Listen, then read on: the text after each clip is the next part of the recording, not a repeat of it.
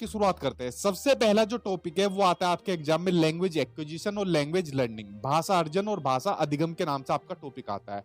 और उसी के अंदर मैंने इंक्लूड किया है आपकी मदर टंग यानी मातृभाषा को। तो देखिए ये टॉपिक आपके एग्जाम में आने आने हैं, तो ध्यान से इसको समझना। देखिए सबसे पहले शुरुआत करता हूं मैं लैंग्वेज एक्विजिशन से, यानी जिसका नाम होता है भाषा अर्जन, जिसका नाम होता है भाषा अर्जन का से मतलब होता है जब बच्चा किसी भाषा को एक प्राकृतिक रूप से एक नेचुरल प्रोसेस के थ्रू सीख जाता है। कैसे सीखता है? एक नेचुरल यानी कि एक प्राकृतिक रूप से जब किसी भाषा को सीख जाता है तो होता है आपका भाषा अर्जन होता है। भाई जैसे जो हमारी मदर टंग होती है, जो हमारी मातृभाषा होती है, तो इसको हमने कैसे सीखा? इसको सीखने के लिए किसी की जरूरत पड़ी? जैसे जैसे हम बड़े होते गए, हमने अपनी जो फैमिली के अंदर जो भाषा बोली जाती थी उसका हमने इमिटेशन यानी उसका अनुकरण करना शुरू कर दिया। कैसा? उसको अनुकरण करना शुरू कर दिया। अनुकरण का मतलब होता है कॉपी करना।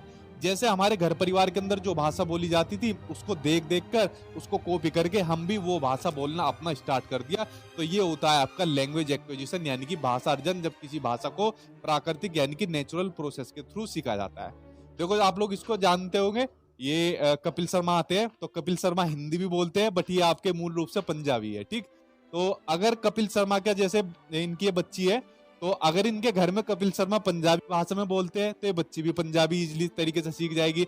अगर कपिल शर्मा हिंदी में बोलेंगे तो ये हिंदी इजली सीख जाएगी। अगर ये इंग्लिश में बोलेंगे, हालांकि ये बोलेंगे नहीं, ये बताते मेरी टूटी फूटी इंग्लिश है, तो बच्ची इंग्लिश में सीख जाएगी।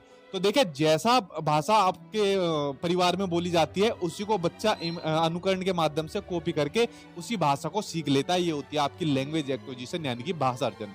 जैसे मैंने सीख लिया, आप लोगों ने सीखनी, हमारी जो मातृभाषा है, जैसे मेरी मातृभाषा हिंदी है तो मैं ऐसी सीख गया अनुकरण करके, क्योंकि मेरे घर के अंदर मेरी सोसाइटी में बोली जाती थी। तो आप लोग समझ गए भाषा अर्जन क्या होती है? जब किसी भाषा को प्राकृतिक रूप से नेचुरल प्रोसेस के थ्रू सीखा जाता है, अनौपचारिक रूप से सीखा जाता है। तो यही इसके अंदर लिखा हुआ है। तो इसमें क्या होता है? इसमें किसी भी रिसोर्स यानी इसमें किसी भी साधन की जरूरत नहीं होती। क्या भाषा हमने जो अपनी मातृभाषा सीखी है, ठीक है, क्या इसके लिए किसी टीचर की जरूरत पड़ी, किसी नियम की जरूरत पड़ी या किसी बुक की जरूरत पड़ी? किसी की जरूरत नहीं पड़ी भाई। ठीक है, अपने आप ही सीख गए ऑटोमेटिक रूप से, अनौपचारिक रूप से हम इसको सीख गए। तो इसमें किसी भी रिसोर्स की यानी संसाधन की आपको जरूरत नहीं पड़ती। उसके अलावा भाषा अर्जन जो होती है वो बड़ी सिंपल और नेचुरल होती है, सहज और स्वाभाविक होती है। ठीक है, अब देखो भाषा जो अर्जन होती है, जैसे हमने अपनी मातृभाषा सीखी, तो क्या इसको हमने जटिलता से सीखा? बिल्कुल नहीं सीखा। पहले तुतलाना सीखा, फिर धीरे धीरे उनको सही शब्दों को बोलना सीखा और अपने आप ही अपनी मातृभाषा को सीख गए। तो क्या इसको सीखने के आपको कोई दिक्कत आई है? आप में से कोई ऐसा बच्चा है जिसको दिक्कत आई हो? किसी को दिक्कत नहीं आई होगी। ठीक है, तो ये क्या होती है? बड़ी सिंपल होती है और नेचुरल होती है। ये सबसे ज्यादा पूछा जाता था क्वेश्चन आपके सीटेट के एग्जाम में, जब ऑफलाइन आपका एग्जाम होता था। ठीक है, तो कैसी होती है लैंग्वेज एक्विजिशन यानी भाषा अर्जन? आपकी सहज और स्वाभाविक होती है। उसके अलावा इसमें किसी भी आपके ना तो ग्रामर की जरूरत पड़ती है, ना टीचर की जरूरत पड़ती, ना ही रूल की जरूरत पड़ती, किसी भी रिसोर्स की आपकी संसाधन की आपको इसके अंदर जरूरत नहीं पड़ती है। ठीक है, ये सब बात हुई। उसके अंदर आपका दिया हुआ है अगला पॉइंट, इसमें सबसे ज्यादा जो महत्वपूर्ण रोल होता है वो आपका सबसे पहले नंबर पर आपका फैमिली का होता है। उसके बाद आपके सोसाइटी यानी समाज का रोल होता है। देखो सबसे पहले भाषा अर्जन में बच्चा भाषा किससे सीखता है? वो अपने परिवार से सीखता है। तो सबसे ज्यादा जो रोल होता है उसमें उसकी फैमिली का होता है। ठीक है, ये बात आप लोग समझ गए। इसलिए इसको अनौपचारिक परिवेश यानी कि इनफॉर्मल एनवायरनमेंट में अनजाने में ही सीख लिया जाता है। ठीक है, औपचारिक रूप से नहीं, अनौपचारिक रूप से सीखी जाती है। और खासकर ये होती है जो हमारी मातृभाषा होती है, जो हमारी क्षेत्रीय भाषा होती है, तो वही आपका लैंग्वेज एक्विजिशन का आपका टाइप होती है। ठीक है, तो हमारी मातृभाषा क्या होती है? आपका लैंग्वेज एक्विजिशन का टाइप होती है। आप लोग समझ गए इसको लैंग्वेज एक्विजिशन को? चलिए, अब लैंग्वेज एक्विजिशन को आप लोग समझ तो गए कि एक तरीके से हमारी मदर टंग होती है। अब मदर टंग से संबंधित कई क्वेश्चन आपके एग्जाम में पूछे जाते हैं जो आपकी लैंग्वेज होती है। अब देखिए मदर टंग से संबंधित जो जो महत्वपूर्ण पॉइंट आपके एग्जाम में आता है, देखो बेसिकली जो एग्जामिनर होता है ना, इन्हीं पॉइंट को बार बार घुमाता रहता है। कुछ शिफ्ट के अंदर तो सेम क्वेश्चन भी पूछ लेते हैं। ठीक है, ये मेन पॉइंट है जो मैंने लिखे हुए, जो आपको समझना जरूरी है। अब देखिए मदर टंग यानी मातृभाषा से, देखिए मैंने आपको एनईपी 2020 बताया था, नेशनल एजुकेशन पॉलिसी 2020 बताया था, और मैंने एनसीएफ 2005 भी आपको पढ़ा रखा है, नेशनल करिकुलम फ्रेमवर्क यानी कि राष्ट्रीय पाठ्यचर्या रूपरेखा 2005 पढ़ा रखा है। दो बड़े महत्वपूर्ण डॉक्यूमेंट है हमारे एजुकेशन से संबंधित, और दोनों के दोनों ने क्या कहा है कि जो भाई जो बच्चे की मदर टंग होती है, ठीक है, जो बच्चे की जो मदर टंग होती है वो सबसे महत्वपूर्ण होती है। सबसे इंपोर्टेंट किसको माना है? बच्चे की मदर टंग को, बच्चे की मातृभाषा को माना है। ठीक है, और इसमें देखिए एक बात और कही गई है कि एनईपी 2020 और आरटी 2009 के अकॉर्डिंग तो क्लास 8 तक जो टीचिंग कराई जानी चाहिए, जो शिक्षण देना चाहिए, वो बच्चों को उसकी मातृभाषा में देना चाहिए। अब देखिए जब बच्चे स्कूल में आता है तो अपनी मातृभाषा के साथ आता है। पहले ये वाला कंसेप्ट होता था, बच्चा कोरे कागज के समान होता था, ठीक है। जैसे जैसे उसमें ज्ञान बताते जाते हैं वैसे वैसे वो कागज भरता जाता है। बट ये कंसेप्ट आज की डेट में पूरा गलत हो चुका है। जब बच्चा स्कूल में सबसे पहली बार आता है तो बच्चा अपने साथ अपनी किसको लेकर आता है, मातृभाषा को लेकर आता है। बच्चा जब स्कूल में सबसे पहली बार आता है तो छोटे बहुत अपने अनुभव लेकर आता है। बच्चा जब स्कूल में पहली बार आएगा तो दुनिया के प्रति जो दृष्टिकोण होते हैं उनको लेकर आता है। तो अब बच्चा जो है कोरे कागज के समान नहीं है, ब्लैंक पेपर नहीं है, बच्चा स्कूल के साथ अपना कुछ ना कुछ ये चीजें लेकर आता है। तो इसलिए ये वाली बात सभी डॉक्यूमेंट ने कही गई है और आरटी ने भी कही हुई है कि बच्चों को जो सबसे पहला शिक्षण देना चाहिए उनकी मातृभाषा में देना चाहिए। क्यों?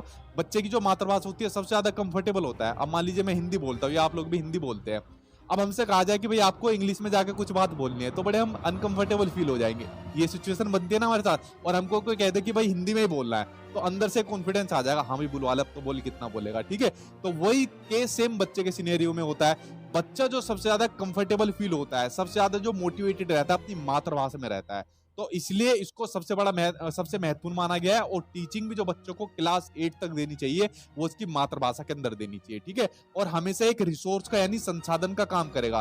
कभी भी इसको आपको प्रॉब्लम के रूप में नहीं मानना है कि एक तो ये प्रॉब्लम है। देखिए जब मान लीजिए आप लोगों की जॉब लग जाएगी, मान लीजिए आपका जो भी आपका डिस्ट्रिक्ट होगा उसके आसपास के डिस्ट्रिक्ट में लग गई तो वहां भी आपको सेम मातृभाषा देखने को मिलेगी, वहां पे तो आपको कोई दिक्कत नहीं होगी। मान लीजिए आपको कोई दूर डिस्ट्रिक्ट मिल गया अपने स्टेट के अंदर, या मान लीजिए आपको दूसरा स्टेट ही मिल गया, केंद्रीय विद्यालय के थ्रू आपका सिलेक्शन हो गया, तो वहां पर अलग अलग भाषाओं वाले भी आपको मिलेंगे। शायद ही आपको मातृभाषा वाले ज्यादा बच्चे आपको देखने को मिले। तो आप लोग क्या काम करोगे? क्या आप उनकी मातृभाषा को सीमित कर दोगे कि नहीं भाई जो मातृभाषा में बोल रहा हूँ, जो भाषा में बोल रहा हूँ उसी में बोलो क्योंकि मैं कंफर्टेबल फील करता हूँ? नहीं, इससे बच्चे के अंदर हीन भावना आ जाएगी और वो अपने विचारों की व्यक्ति ज्यादा से ज्यादा नहीं कर पाएगा। तो इसलिए आपको ध्यान रखना चाहिए कि बच्चा जितने ज्यादा अपने एक्सप्रेशन को व्यक्त करे और आइडिया को एक्सप्रेस करे वो सबसे ज्यादा अपनी मातृभाषा के अंदर करे, ठीक है। आप मातृभाषा में बच्चे से पूछ लेना, ज्यादा से ज्यादा चीज आपको बताएगा अपनी मातृभाषा के अंदर। हम लोगों का ये हाल देख लो यार, हिंदी में देखो कितनी चीज बोल देते हैं। अगर हमें बोल दिया जाए भाई इतनी चीज इंग्लिश में बोलनी है तो हमारे हाथ पैर कांप जाएंगे, ठीक। तो उसके अलावा क्या होती है, मातृभाषा को कभी भी आपको सीमित नहीं रखना है, ठीक है।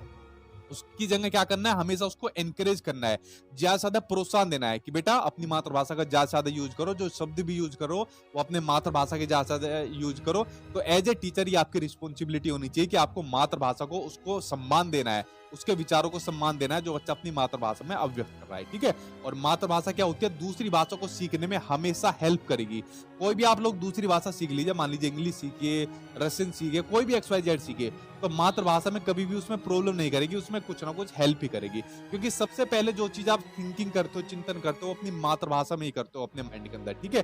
तो मातृभाषा से संबंधित ये सभी वो पॉइंट थे जो आपके एग्जाम में आते हैं, इन्हीं को एग्जामिनर घुमा फिरा के बार बार देता है। तो लगभग मैंने सभी पॉइंट लिख लिए। तो यहाँ तक आपको सारी चीज क्लियर हुई, ठीक।